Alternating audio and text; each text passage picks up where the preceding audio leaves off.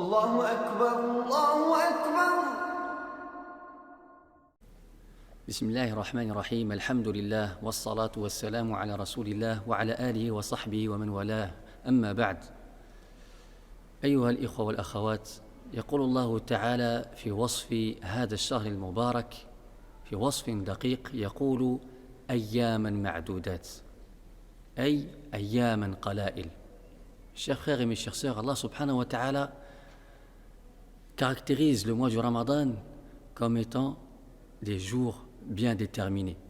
Des jours qui sont très peu de jours constituent le mois du Ramadan. Il y a très peu de temps, on attendait le mois de Ramadan et on se disait, il y a quelques mois, il ne nous reste plus que quelques mois avant le Ramadan, avant le début du Ramadan. Puis on s'est dit, plus que quelques jours avant le début du Ramadan. Et voici que nous sommes dans le Ramadan et nous avons fait plus de la moitié du Ramadan. Et nous constatons que le Ramadan, ce mois-là, passe très vite. Il passe à une vitesse fulgurante. Il ne nous reste plus que quelques jours avant de terminer le Ramadan, si Allah subhanahu wa ta'ala nous le permet. Et ce Ramadan qui passe très vite, sachez, mes chers frères et sœurs, que ce n'est pas simplement le mois du Ramadan qui passe très vite, mais c'est notre vie qui passe très vite. La vie passe à une vitesse fulgurante. Nuh alayhi salam, le prophète Noé, a été interrogé dans un récit qui nous est rapporté, qu'il a été interrogé par les anges. Combien de temps a-t-il vécu Nuh? Il a vécu 950 ans. Et lorsque les anges l'ont interrogé et lui ont posé la question, combien de temps as-tu vécu? Comment as-tu ressenti ta vie?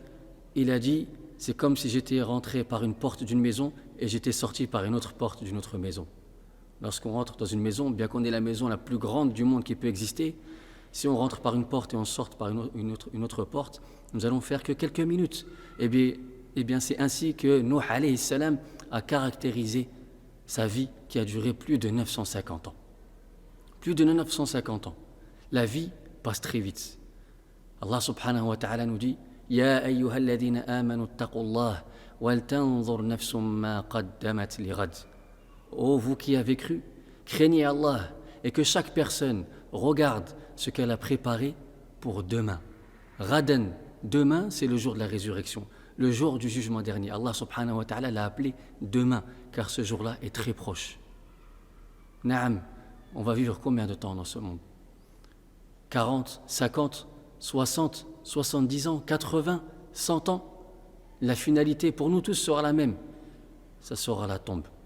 Al-Qabr, cette tombe-là dans laquelle chacun d'entre nous allons rentrer.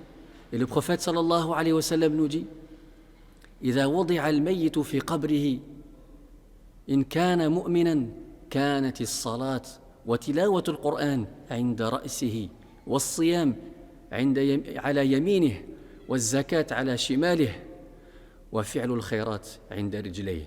Le prophète sallallahu alayhi wa sallam nous dit, lorsque le croyant sera enterré et qu'il rentrera dans sa tombe, le prophète sallallahu alayhi wa sallam nous dit que s'il est croyant, il verra la prière et tilawatul Qur'an.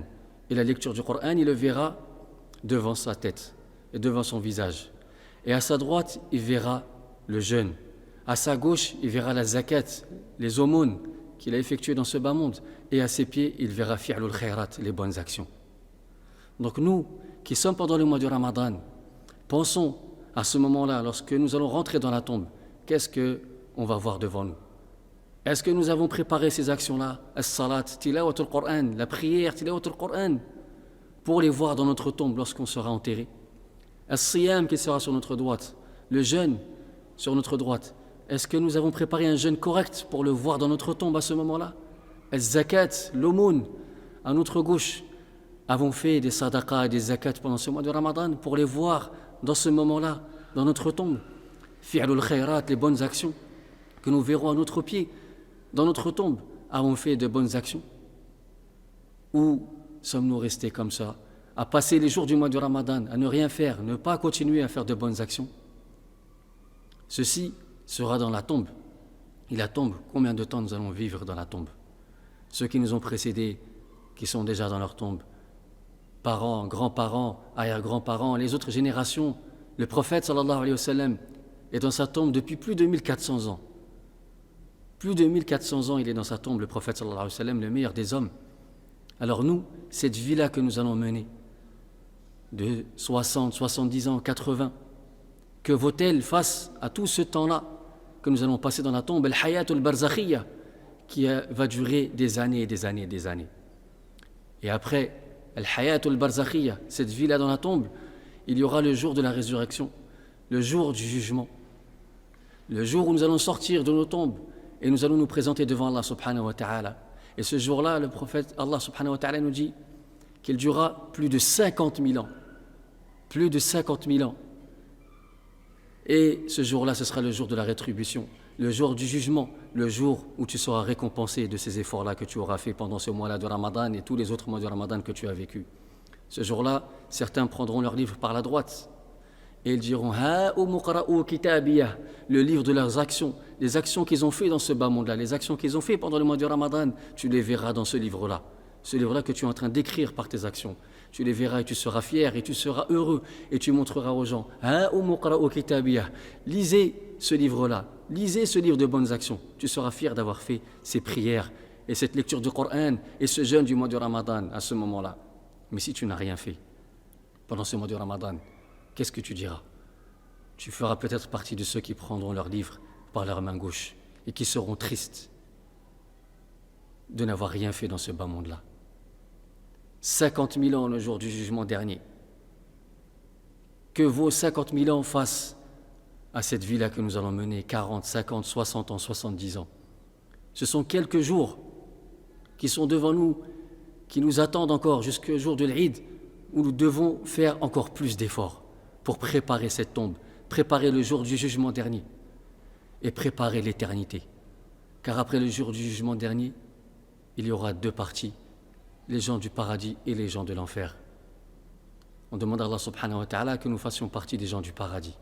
Mais pour cela, nous devons faire des efforts jusqu'à la fin de notre vie et encore plus d'efforts pendant ces derniers jours qui nous attendent jusqu'à l'Eid, Inch'Allah ta'ala. Nous devons nous empresser de faire des efforts. Allah subhanahu wa ta'ala dit dans le sens du verset « وَسَارِعُوا إِلَى مَغْفِرَةٍ مِّن رَبِّكُمْ » et empressez-vous vers le pardon de votre Seigneur. Et le prophète sallallahu alayhi wa sallam nous dit « بَادِرُوا بِالْأَعْمَالِ الصَّالِحَةِ » empressez-vous, pressez-vous de faire des bonnes actions.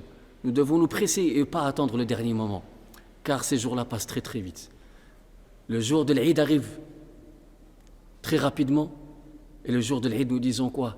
Taqabbalallahu minna wa minkum, qu'Allah accepte nos œuvres. Mais si nous n'avons pas fait d'œuvres, si nous sommes restés feignants, endormis, nous avons passé nos jours devant nos téléphones et devant la télé et devant Internet à perdre notre temps, qu'allons-nous voir comme bonnes actions auprès d'Allah subhanahu wa ta'ala?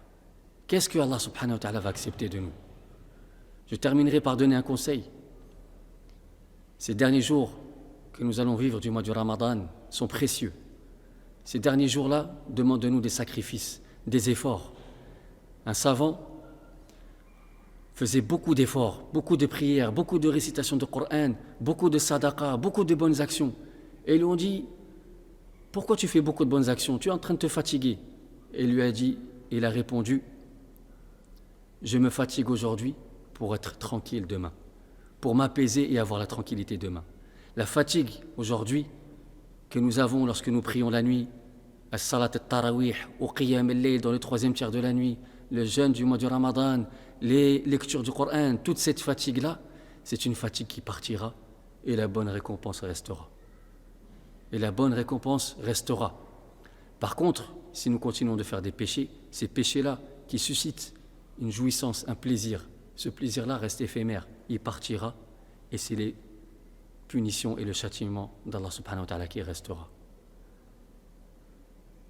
Pour terminer, je citerai un hadith qui a une grande valeur et dont nous entendons parler très souvent de ce hadith-là, mais dans ce contexte-là, du confinement que nous avons vécu et de ce monde-là qui est en pause, ce hadith-là a énormément d'impact dans notre vie religieuse et notre vie spirituelle. Le prophète sallallahu alayhi wa sallam dit « Ni'matan maghbounun fihima kathirun minan nas, as-sihhatu wal-faragh.